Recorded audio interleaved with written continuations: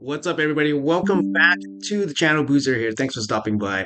In this video, we are going to be pulling for the extra legendary event that's going on right now in game. You can see here the portal is lit up, and we do have the double legendary icon here. So we have the extra legendary event. I'm on my alt account here. You can see I have 45 sacred shards. I did complete the hero's path for the cat's gaze using mostly sacred shards. Um, I didn't get any extraordinary luck or anything like that. I'm about 15 since my last legendary. Um, so yeah, we are in decent position to pull some sacred shards here for the extra legendary boost. You can see here it's going to be happening for another day and a half. There's no summon event corresponding with this event, so you're not going to get some additional goodies or anything like that along the way, unfortunately. Now, these extra legendary events are good events based on solely if you're looking to acquire legendary champions. So, obviously, things like if you're looking for points for additional resources, you're not going to get that because nothing is happening right now. And a lot of time, these are kind of like bait events for people with low sacred shard counts. Um, Basically to take away your shards before a big event happens. So in this case, I have 45 sacred shards, so I will be pulling, and I will, prepare myself to pull, 15 to 20 sacred shards if I need to. But since I'm already like 14 or 15 since my last legendary, I shouldn't take that much. I'm hoping to get it within 10, and getting two legendaries for 10 sacred shards is not, obviously a good thing. And plus, I have plenty of buffer space, so I'm not too worried about shards. And for a late game account like my account or end game account, getting legendaries is the sole purpose. Anything else doesn't really matter.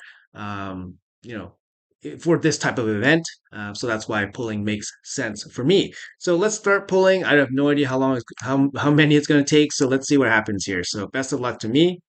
Keep in mind that I won't be pulling on my main account because my main account has much less sacred shards and I'm not as high towards mercy or after mercy as this account. So I will be sitting on the bench with my main account. So I'm not going to be pulling there. Plenty of shards on that account as well to do any kind of fusion or any kind of event that's happening. But yeah, we'll pull on this account right now. All right, good luck to me. Let's go.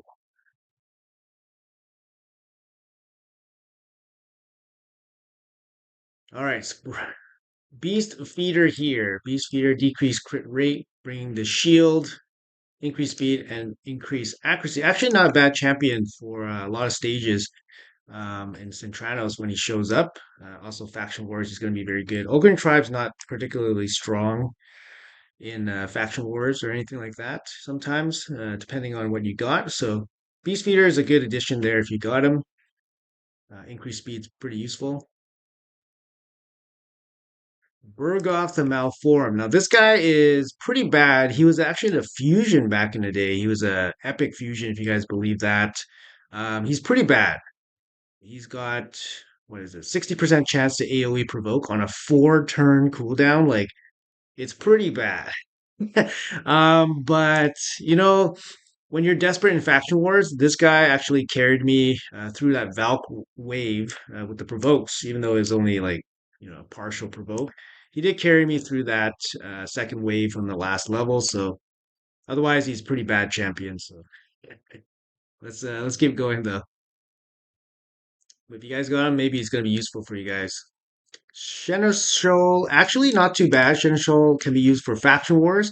It's funny how you can use some of these champions that are generally not that good, but you know, in faction wars they can be useful, of course. Like here we go. We got the provoke here.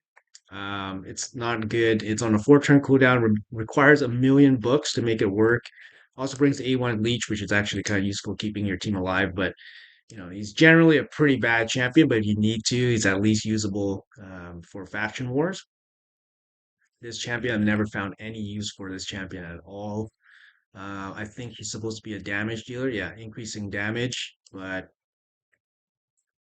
yeah, she's pretty bad. Let's move on. Man, still missionary. I actually have this guy 60'd. was going to use this guy for one Centranos level. He does have a provoke on his in his kit, which makes him kind of useful, and a A1 stun, which again could be useful for somewhere like Faction Wars. But man, this guy's pretty bad too. So we are on Sacred Shard number 6. So we're entering the 20s. Here we go. Game broke. Oh, what the heck? What the heck? I thought we got for sure. The game broke and then the game broke and gave us a purple. What the heck? Atchak the Wenderin, solid champion, good for Spider and all that. Brings the block debuff strengthen, also brings AoE freeze or AoE HP burn. Good champion, especially starting out with Spider. Come on. Come on. We're in the 20s now. There we go. Oh my God, so much pain. This guy's so bad. Come on.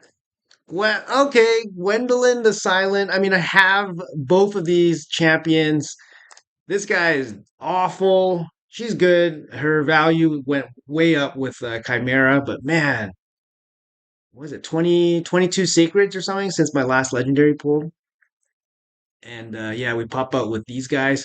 Danag, I think he brings AoE Fear. Yeah, AoE Fear. He can be useful. I did use him for one level in Centranos, in Soul Cross, I believe. So, I mean, if you're not tackling that, this guy is probably not going to be too useful. I mean, if maybe for Faction Wars, he could be useful. AoE Fear, can be okay. Um, I'm not too sure what his kit's all about. Like, is he supposed to deal damage? He has healing. He has extra turn against high elves and dark elves. If he kills somebody, places decreased defense, has a chance to place fear. Chance increases if the target's under fear. I mean, man, that's weak. This is weak. It's 30%, 50%, or it's 50% up to 70% for decreased defense. Like, it is weak. Decrease accuracy, true fear. Nah, no thanks. This guy's bad. They need to redo this guy's kit. It just doesn't make any sense. Like, anyways, we have Gwendolyn the Silent here. She's actually really, really good. She was a guarantee champion at one point. I believe she was a deck of fate.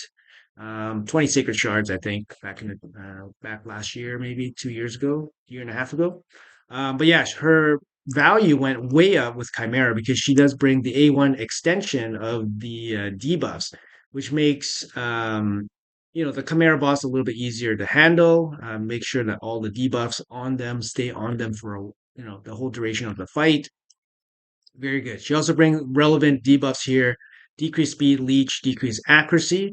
Decreased speed is very, very good against the Chimera boss. She's also decent against Hydra as well. Decreased speed is still good there. Leech is also still good there as well. Obviously, against the Chimera boss, a single target, debuff extension is going to be pretty strong against him. But less so against Hydra because there's 4 targets, right? Um, and then she brings a increased accuracy, a team-wide increased accuracy, and another AoE. Her passive is interesting. She gets more crit damage for every accuracy point she has. She also gets extra turns after she uses any 3 skills. So any 3 skills, it could be from relentless procs, it could be from ally attacks, I believe. So you get some extra turns every time she uses any of her skills.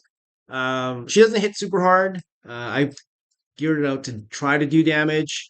She doesn't hit super hard, so I just kind of build her with good accuracy, good speed, so that she can land debuffs properly and all that. You could give her relentless. Relentless ensures that she just goes plenty of times.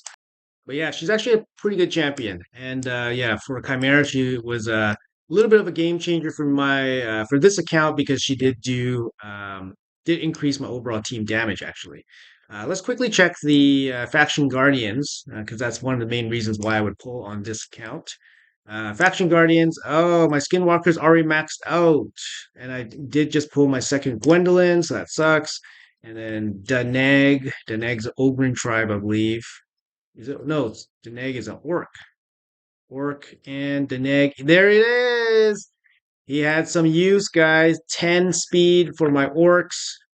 There we go. Massive, massive upgrade. 10 speed is pretty huge, right? 10 speed. So orcs is done on this account. This account not as progressed. Undead. This is really, really tough for this account. My other account finished, I believe, 2/3 of the faction guardians already. This account's still a little bit more spread out in terms of the faction guardians, but I would say at least half is already done. Anyways, guys, that's going to be it for this video. Hopefully, you guys enjoyed it. Sorry about any kind of quality issues with the video. I am still in Japan and all that stuff, but I'm trying my best to basically make videos in the middle of the night. The time zone stuff is very, very, still confusing for me. I got 3 time zones on my phone, and I'm working off, embargoes and scheduled stuff in totally different time zones. So bear with me here. Doing my best. So anyways, best of luck if you guys are pulling. It's not an event for everybody. Like I said, it's it's more a bait event. But if you guys are only caring about legendaries, not caring about any other resources, these extra legendary events actually yield you the highest percentage chance of getting legendaries per shard. Although it doesn't, short-term variance and long-term performance, you got to factor those things in as well. Anyways, guys, that's gonna be it for the video. Have a great day, and I'll see you guys in the next one.